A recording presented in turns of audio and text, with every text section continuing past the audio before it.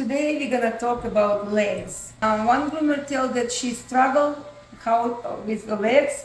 She doesn't know how scissor them. She doesn't know how to use snip and combs. People struggling with the legs on a dog. I always look at the nails, and nails are easy when you hold the coat back. You slightly press on a pad, and you see all nails. Click, click, click. And then I use Dremel.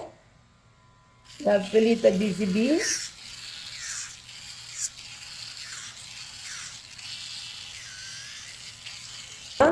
It's soft, round, nice. Then we can use the 5-in-1 clipper. This one is Velita Pink Flamingo. And I do on 40, which is number 1 here, or 40, a shortest one. So the old pad is clean. Slightly go in between toes, around. Or if you want more precise job, that's the paw trimmer. And that's the, I think it's around 50 blade. It's very short. And that's I mostly use for the poodles' feet shaving, especially on the toys. But if you use it for the pet trim, and if you like to do design, you can use design with that blade. So clean, enough for keep tucking, because if they have longer coat in between toes, they slide on their floors. They can have some mats in between pads. So it's better to keep them very short. And then I will start with the head first, not the clipper, but I like to make that head round. So small extreme curve scissors, and I do front straight, then 45-degree around, and from the other side also 45-degree. So my pad look very round. Then I comb one more time and groom again. That's my head Bichon foot. Round, nice, like that. Sorry, yes, 19 millimeters over the Tory white blade. And when I groom the leg, I usually fold it forward, and I don't start with the scooping. I slightly run, and then I push on my clipper around the leg. And you see, I keep that toe flat on my hand. I don't bend it like that, but trying to make it flat here, inside, out, everywhere, coming and coming through the coat many times. Make sure that everything is even. Then look here, I go crisscross.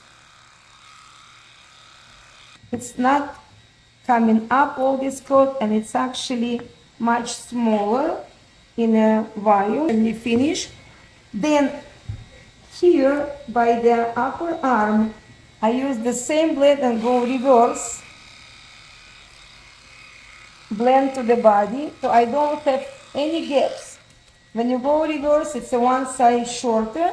So now, if I comb, you'll see that it's actually more blending to the leg. We'll comb up everything to make it ready for scissoring, or you can use the poodle comb with a fine teeth, and also come through and lift everything up. Now your foot is ready. Use fine comb by the toes, and then start scissoring. If you like, you can use chunkers. I like chunkers. That's the little Mirage 23 teeth. I hold the leg forward, and I make it first outside. So from the middle of the body down, one straight line. That's my straight line. Then you comb inside, and from the pad, I point in my scissors to the middle of his chest. So it's going to be a little bit on angle, not parallel to that, but a little bit on angle. So it will be a little bit wider on the top of the leg than on the bottom. So I'm pointing here. Don't make cone, it just slightly point. When you drop that leg down, you will see absolutely straight line because of the gravity and because I scissor that leg up to the middle of his chest. So now his leg straight, no triangle like a Bedlington, that leg is straight. Now what I do, I separate that coat and split to the left and side and left and right, and I use scissors and I go from the front to the side, like looking over my line, and I scissor in that way around everywhere, but I move my body and my hands look from every angle. Grab the leg, and you see your leg completely straight, looking nice. I will use blenders. I especially show you straight blenders because not everybody know and like to work with the curved blenders or curved chunkers. It's a little bit sensitive, so for entry level, I always tell people to use straight chunkers, straight blenders, straight scissors, and a curve for finishing. That's Mirage 43T for every dog and for the everyday. And I start to blend.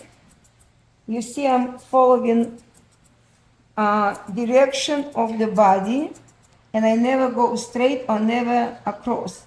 So kind of like on angle, always finishing scissoring behind the leg to reduce the scissor marks.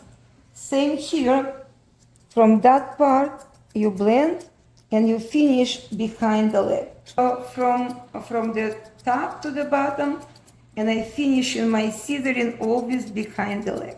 Now it's a time to finish the front